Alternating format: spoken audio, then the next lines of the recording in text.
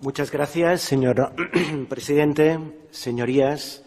Yo también quisiera empezar estas palabras con una voluntad de gratitud, de agradecimiento. Primero a nuestros abogados, a Jordi, a Kiku, a Ana, a Miriam, además de ser unos extraordinarios profesionales, unos extraordinarios técnicos. Sobre todo lo importante ha sido que nos han obsequiado con un bálsamo de humanidad, con un bálsamo de sensibilidad. Hoy, más que ser nuestros abogados, hoy son nuestros amigos. También una gratitud a nuestras familias, a mi familia. Ellos han sufrido y han respetado mi compromiso político durante muchos años. I han sufrido. A la meva dona, la Meritxell, que ha de tirar endavant dos nens petits. A la meva mare, la Marona, que pateix molt i que no entén gens què carai està passant aquí i què estem fent. Els meus germans, al resto de mi familia, a mis amigos que siempre están. Y también una gratitud infinita al pueblo de Cataluña. Qué inmenso honor servir a este pueblo, a esta gente que es capaz de levantarse cada día soñando un horizonte mejor para ellos y para sus hijos.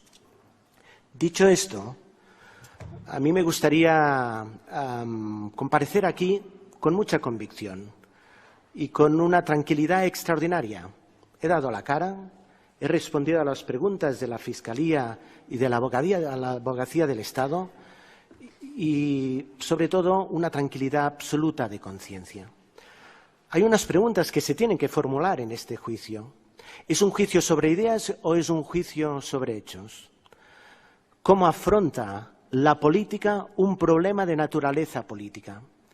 Y la más importante, la más relevante, ¿cuál es la reacción de un Estado de Derecho ante el reto democrático que se ha planteado, que se está planteando en estos momentos en Cataluña y en España? Y me temo que las respuestas no son demasiado positivas, no son demasiado buenas.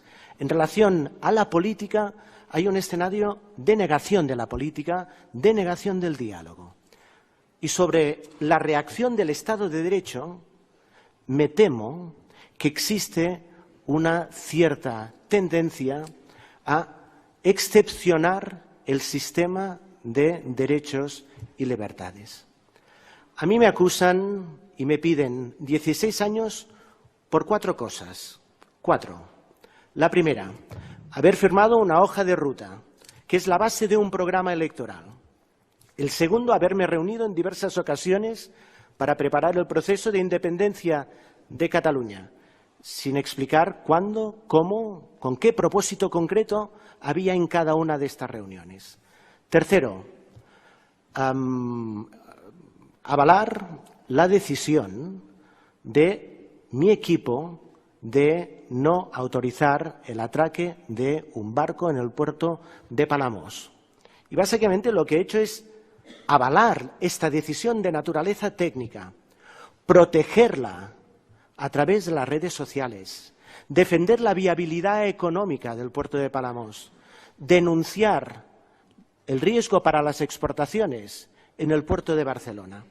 He hecho esto y lo he hecho de una manera absolutamente con todo el convencimiento. Creo, he actuado de manera razonable y de manera seria como conseller de Territori y Sostenibilitat. Y la cuarta acusación, en base a una entrevista absolutamente manipulada por parte de la Fiscalía. Esta manipulación, señorías, es impropia de una Fiscalía seria en un Estado de Derecho solvente y homologable. Es inadmisible. Estas son las 4 razones. En ellas, básicamente, se apuntan a derechos. Derecho a la libertad ideológica, hacer un programa electoral. Libertad de expresión, posicionarme a través de entrevistas o tweets. Derecho de reunión. Estos son los elementos básicos. 16 años de petición de prisión. Pero yo no estoy procesado por rebelión, como se ha apuntado, por estas razones solo, sino que intuyo, y ojalá me equivoque, intuyo que estoy procesado por rebelión básicamente porque no he renunciado a mi actividad política. Esa es la razón, una razón consistente. Comparecimos ante este tribunal cuando se pidió. Comparecimos ante el tribunal, en este caso el tribunal local, después de dejarnos en libertad por primera vez a firmar apud acta cada semana. Comparecimos. Pero el objetivo era básicamente que en la medida que habíamos continuado haciendo política y en la medida que éramos diputados del Parlamento de Cataluña, que quedásemos suspendidos en nuestra condición de diputados. Y esto es una percepción, una intuición vaporosa, no. El ministro de Justicia del Reino de España, el anterior ministro de Justicia, Rafael Català, en una entrevista en Espejo Público el 1 de febrero, apuntó plazos y términos de nuestra suspensión y de cómo se iba a llevar a cabo la instrucción, con este objetivo, que fuésemos simplemente suspendidos. Y para ser suspendidos, reingresar en prisión y un auto de procesamiento firme por rebelión. Y esto no es normal. Esto no es normal que ocurra. Un Estado de Derecho fuerte no necesita estos instrumentos para protegerse de no sabemos qué amenazas. Segunda reflexión que quisiera compartir con ustedes. Acerca de la Constitución. Fiscalía, con mucha contundencia, ha dicho que nosotros hemos atacado el corazón de la Constitución.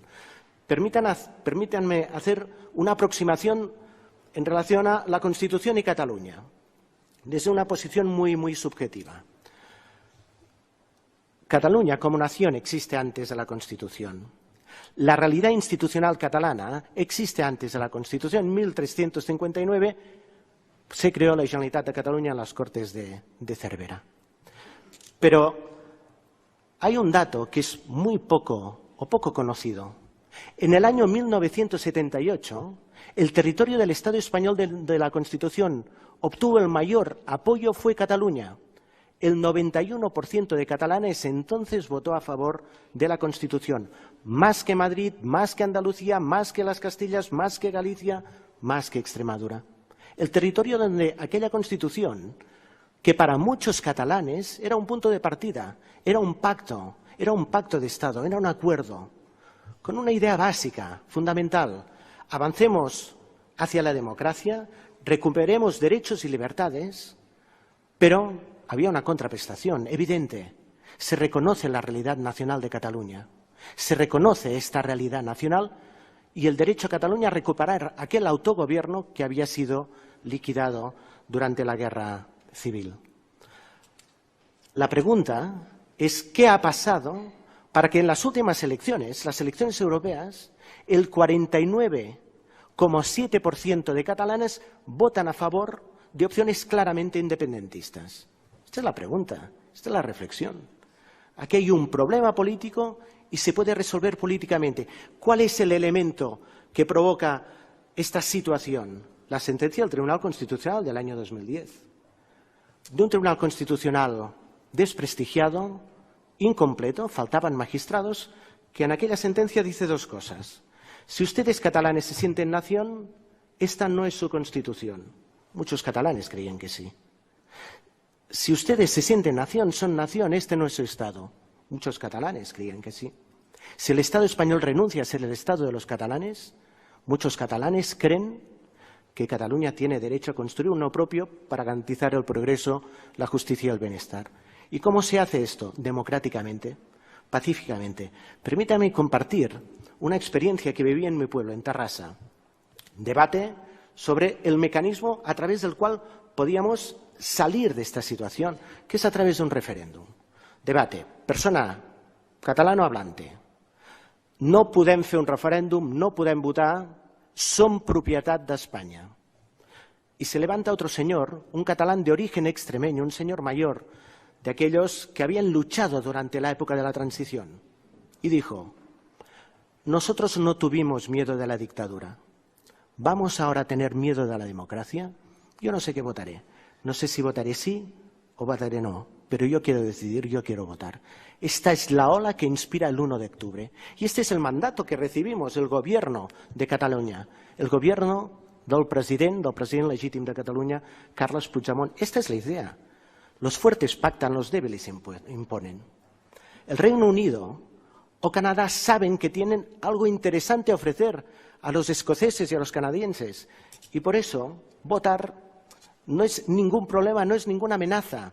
Y buscan los mecanismos dentro de su marco jurídico-político para buscar esta expresión de voluntad. Los débiles imponen. Los débiles imponen el no diálogo, imponen, en este caso, que una cuestión política se esté sustanciando como una cuestión de esencia básicamente penal. Hay un locutor, un gran radiofonista español que dice: los problemas no se prohíben, los problemas se resuelven. Dos reflexiones finales, señor presidente. La primera, cuando comparecí en mi primer interrogatorio, no tuve tiempo para... Me preguntaron: ¿y qué conversaciones tuvo usted con los visitantes extranjeros el día 1 de octubre? Yo no tuve tiempo de explicar. Eran eurodiputados de colores políticos diferentes, socialdemócratas, demócratas cristianos, liberales, verdes. Ellos decían: este proceso, lo que ocurra en Cataluña es muy importante, y lo que ocurre en España también. Nos visitaron en la cárcel y nos dijeron: lo que pase en este juicio es muy relevante, porque España es un país importante de la Unión Europea, es un gran Estado de la Unión Europea. Depende de cuál sea su sentencia en relación a los límites de derechos y libertades, ante una Europa asediada por la extrema derecha, esto puede tener unas consecuencias absolutamente negativas y nocivas. Ustedes tienen la oportunidad, y esta es su altísima responsabilidad, de decir cuáles son los límites de los derechos y libertades. Si una visión restrictiva como lo que plantea la Fiscalía, de derecho de manifestación, de derecho de reunión, de libertad de expresión, o una visión potente. La democracia se defiende con más democracia y los derechos con más derechos. Y acabo. Hasta ahora, con sus resoluciones, con mi encarcelamiento, ustedes han decidido que yo no pueda ver crecer a mis dos hijos, a Bernat, de 10 años, y a Roger, de 4 años. Pero sea cual sea el sentido de la sentencia que acaben dictando, no van a impedir que yo les pueda dejar algo extraordinariamente valioso: la dignidad de haber defendido unas ideas legítimas y unas ideas nobles. No van a impedir que les pueda dar un testimonio, un humilde testimonio de nuestro compromiso, de nuestra lucha democrática, tenaz, incansable, apasionada, para conseguir que el día de mañana ellos puedan vivir en un país mejor, en un país libre, en una república catalana donde sea simplemente imposible que alguien pueda ser encarcelado por haber defendido pacíficamente sus ideales. Hacemos nuestro el universal "We shall overcome", ens en sortirem, porque esta inmensa ola de libertad y de esperanza es imparable, porque la esperanza es más poderosa que el miedo, porque después de nosotros siempre vendrán más. No existen suficientes cárceles para encerrar el anhelo de libertad de un pueblo. Así de simple, así de trascendente. Acabo con unas palabras de Salvador Espriu, en su inici de càntic en el temple. Él hacía una apelación que hoy y aquí vale la pena recordar. Decía: ara digueu, nosaltres escoltem les veus del vent per l'alta mar d'espigues. Ara digueu, ara diguem, ens mantindrem fidels per sempre més al servei d'aquest poble. Muchas gracias, señor presidente. Muchísimas gracias.